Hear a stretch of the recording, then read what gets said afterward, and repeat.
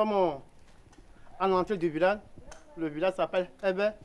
Nous sommes en face de la gare et de la barque laquelle les Français ont fait pour transporter les véhicules de l'autre côté. À l'embarcadère, il y a deux barques sur le mono. Et il y a une de l'autre côté, il y a une de ce côté.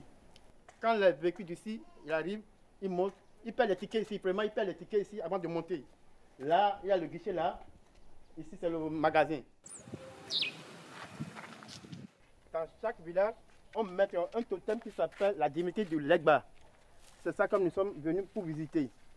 La divinité de l'Egba est là pour protéger le village. Quand les mâles arrivent, il arrête les mâles. Quand les biens arrivent, il rentre les biens. Cette divinité, ils ont créé pour faire la guerre contre les gens d'Abomey depuis 1848.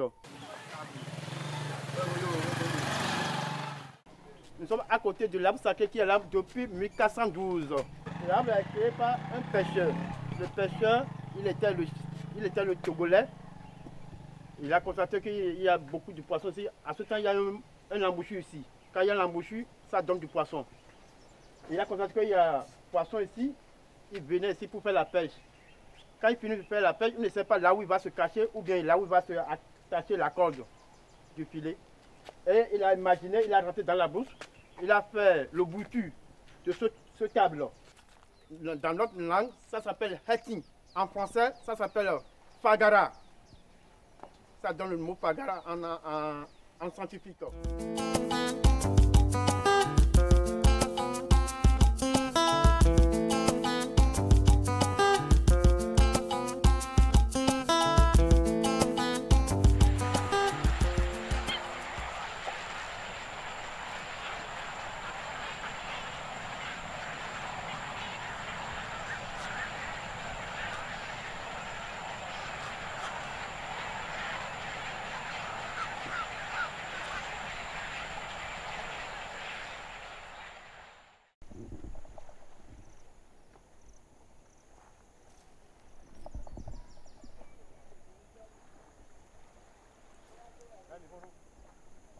Nous sommes dans un village qui s'appelle Riwi. Ils sont là pour faire du sel. Il y a près de 25 à 30 habitants ici. Premièrement, ils vont aller chercher le bois de la mangrove rouge et de la mangrove blanc et la racine de la mangrove rouge pour faire le panier. En faisant faire le panier, ils vont aller chercher l'argile pour faire le cimentaire. Dès qu'ils vont finir de faire le cimentaire, en faisant, ils vont placer le tuyau, ce tuyau. Dès qu'ils vont finir de faire le tuyau, ils vont laisser pendant au moins une semaine, 2 semaines, que ça soit dur.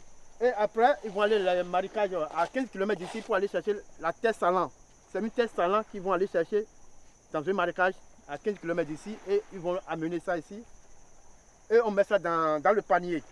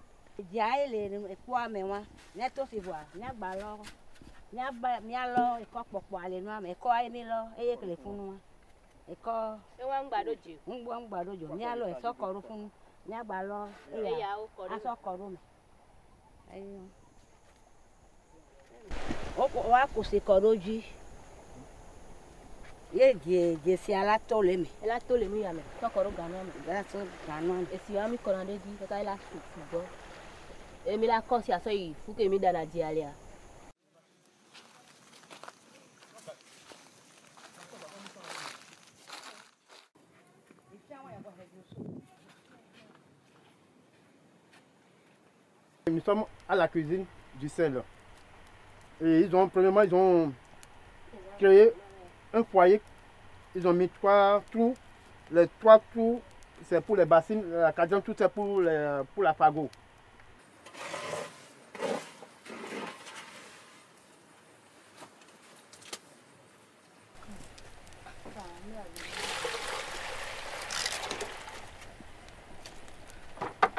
Et si elle a mis va qu'on nous a dit, elle a pour un djeke, mi dans la dia, et on l'a fait tout bon, vers Koussi ou va qu'on Et nous a dit, tu as la pola dit.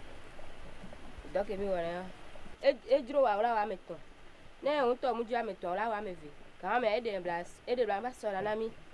On te mis au nez. Il y a un temps brevet Gayame, on a. Do, is what Garim is one. Mi de bla ore. Ek be vivia joa mu. So ndeke me mi fon 6 ya, 50 million wa metongo ya. Tawire ka kudo afan. Yenten brevet Gaya nene wo iwona. E wa mi wa ibe ya. Egbe polo ya. Ndeke ya 50 million ya.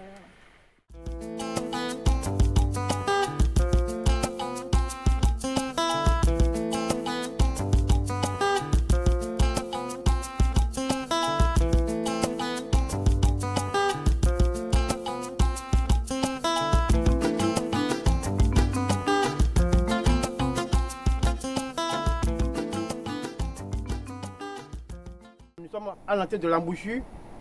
L'embouchure, il y a un croisement, 3 sortes de croisements. Nous avons le croisement du lac Aïmé, nous avons le croisement du feu Mono. La troisième, c'est un croisement du lac du Sazué. L'embouchure se déplace, il prend au moins 6 km des fois, il prend au moins 8 km des fois. Bon, en fait, nous avons un système de baignée de la bouche du roi. Il y a 2 courants qui se passent ici. Il y a la marée haute et la marée basse. Si c'est de la mer haute, on peut baigner ici. Si c'est la marée basse, on ne peut pas baigner ici. Sinon, il y a le courant qui va directement dans la mer.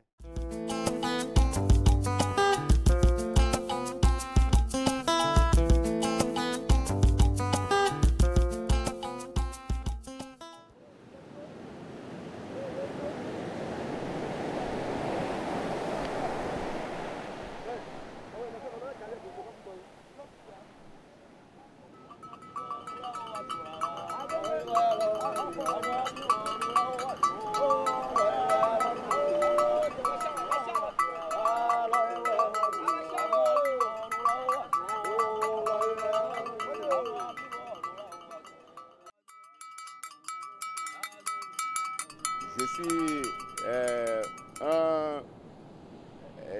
un représentant des chefs des pêcheurs, en quelque sorte ici, de la frontière, d'ici de Grand Popo jusqu'à la frontière. Il a qu'on dit.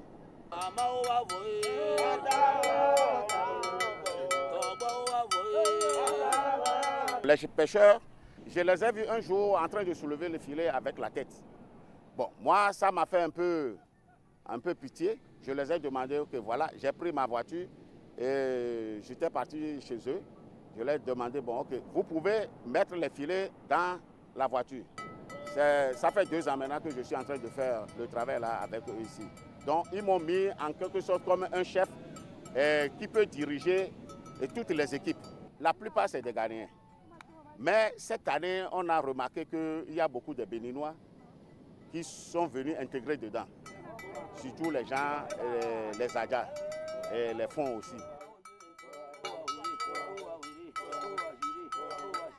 Quand la mer bouge un peu plus, ça nous aide à faire sortir le filet rapidement. Mais quand la mer est stable, pour le tirer, c'est très dur.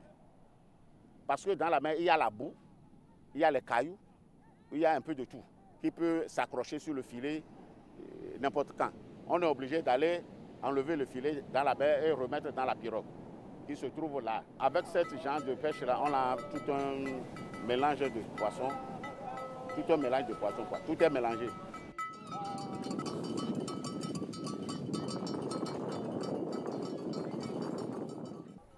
Et puis,